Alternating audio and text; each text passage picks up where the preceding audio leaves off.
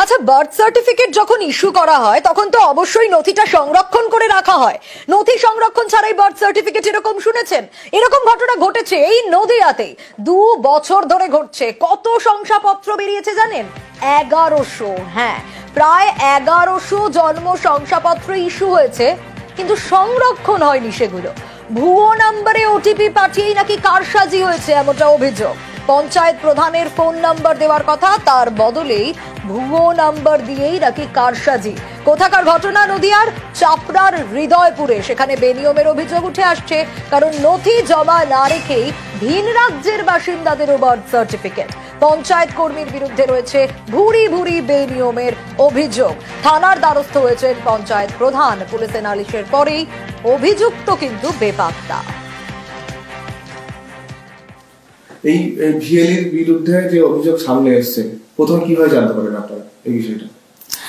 জেলা থেকে জানতে গেছে আজ আপনাদের পঞ্চায়েত থেকে এতগুলো বার্থ সার্টিফিকেট ইস্যু হচ্ছে, তারপর ব্যবস্থা নিয়ে গেছে। দেখুন, আগে ক্যাজুয়ালি দেওয়া হতো লিখিত হবে, এখন তো তা না, এখন তো ডিজিটাল। এখন লগ ইন পাসওয়ার্ড দিয়েই সমস্ত কিছুটা করা হয়। কিন্তু লগ ইন পাসওয়ার্ড গুলো তার ফোনেই ছিল, ভিএলির ফোনেই ছিল। উনি ইউজ করে মিসইউজ করে সবকিছুতে উনিই করেছেন।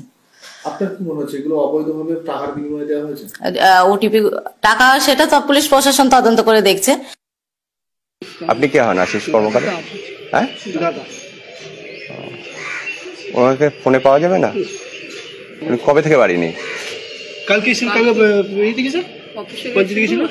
পঞ্চায়েতে গিয়েছিল। ওখানে কি সমস্যা হয়েছিল?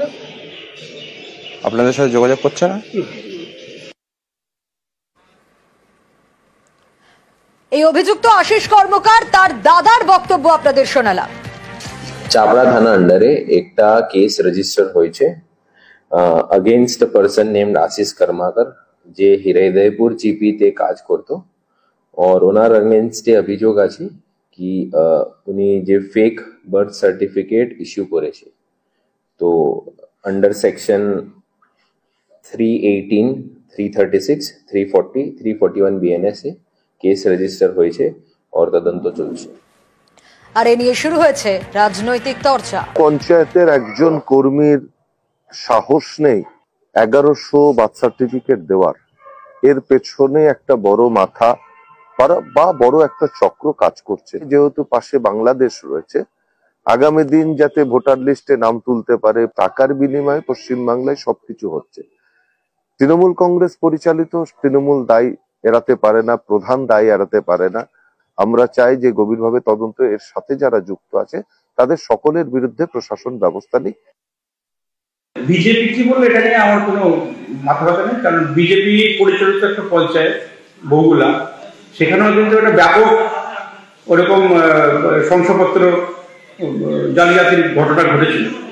কিন্তু বিজেপির সেই পঞ্চায়েতের সাহস হয়নি সঙ্গে সঙ্গে যে অভিযুক্ত কর্মচারীর বিরুদ্ধে কোনো অভিযোগ দায়ের করা। এখানে তো প্রধান নিজে থেকে স্বতঃপ্রণোদিতভাবে অভিযোগ করেছে, পুলিশ তদন্ত করছে। তদন্ত করে যদি দেখা যায় এছাড়াও কেউ যুক্ত আছে, নিশ্চয়ই আইন চলবে। এখানে কোনো কাউকে বাঁচানোর কোনো প্রশ্নই নেই।